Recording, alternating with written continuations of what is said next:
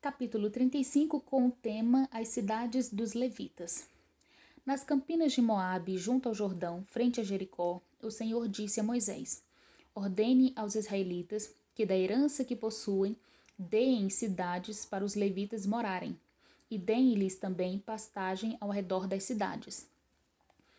Assim eles terão cidade para habitar e pastagens para o gado, para os rebanhos e para todos os seus outros animais de criação. As pastagens ao redor das cidades que vocês derem aos levitas se estenderão para fora 450 metros, a partir do muro da cidade.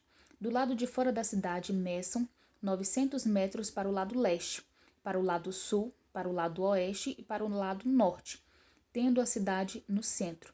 Eles terão essa área para pastagens das cidades. 6 das cidades que vocês derem aos levitas serão cidades de refúgio, para onde poderá fugir quem tiver matado alguém. Além disso, deem a eles outras 42 cidades. Ao todo, vocês darão aos levitas 48 cidades, juntamente com as suas pastagens.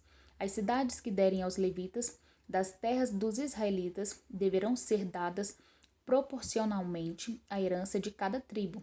Tome muitas cidades da tribo que tem muitas, mas poucas da que tem poucas.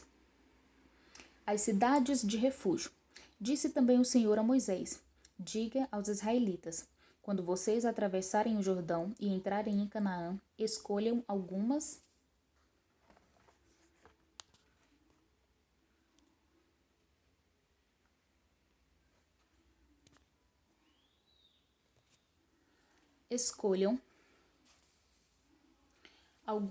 cidades para serem suas cidades de refúgio, para onde poderá fugir quem tiver matado alguém sem intenção. Elas serão locais de refúgio contra o vingador da vítima, a fim de que alguém acusado de assassinato não morra antes de apresentar-se para julgamento perante a comunidade. As 6 cidades que vocês derem serão suas cidades de refúgio. Designem 3 cidades de refúgio, deste lado do Jordão, e 3 outras em Canaã. As 6 cidades servirão de refúgio para os israelitas, para os estrangeiros residentes e para quaisquer outros estrangeiros que vivam entre eles, para que todo aquele que tiver matado alguém sem intenção possa fugir para lá.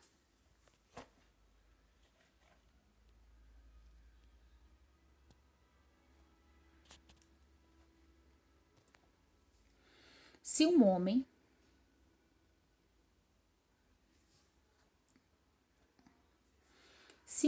ferir alguém com um objeto de ferro de modo que essa pessoa morra, ele é assassino. O assassino terá que ser executado. Ou se alguém tiver nas mãos uma pedra que possa matar e ferir uma pessoa de modo que ela morra, é assassino. O assassino terá que ser executado.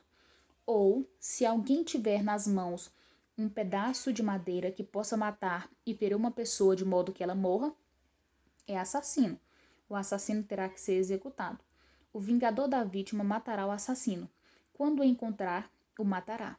Se alguém com ódio empurrar uma pessoa premeditadamente ou atirar alguma coisa contra ela de modo que ela morra, ou se com hostilidade der-lhe um soco provocando sua morte, ele terá que ser executado. É assassino.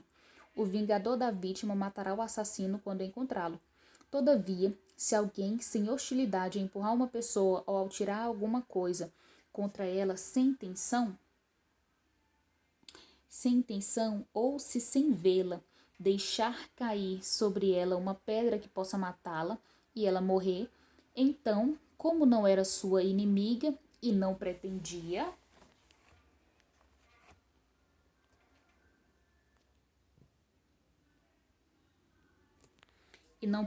feri-la, a comunidade deverá julgar entre ele e o vingador da vítima, de acordo com essas leis.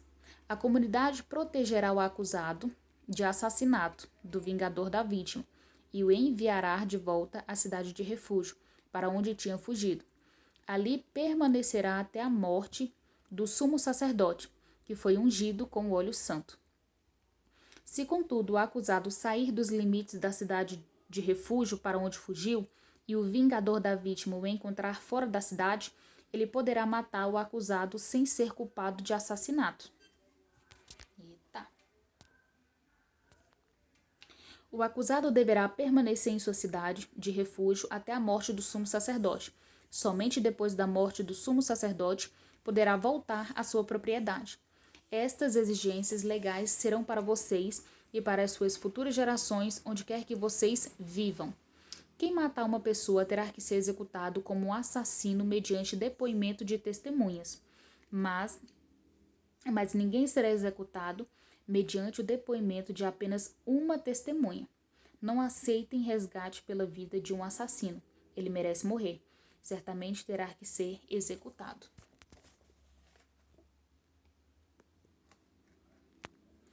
Não aceitem resgate por alguém que tenha fugido para uma cidade de refúgio, permitindo que ele retorne e viva em sua própria terra, antes da morte do sumo sacerdote. Não profanem a terra onde vocês estão. O derramamento de sangue profana a terra. E só se pode fazer propiciação em favor da terra em que se derramou sangue, mediante o sangue do assassino que o derramou. Não contaminem a terra onde vocês vivem e onde eu habito, pois eu, o Senhor, habito entre os israelitas. E aqui termina o capítulo 35.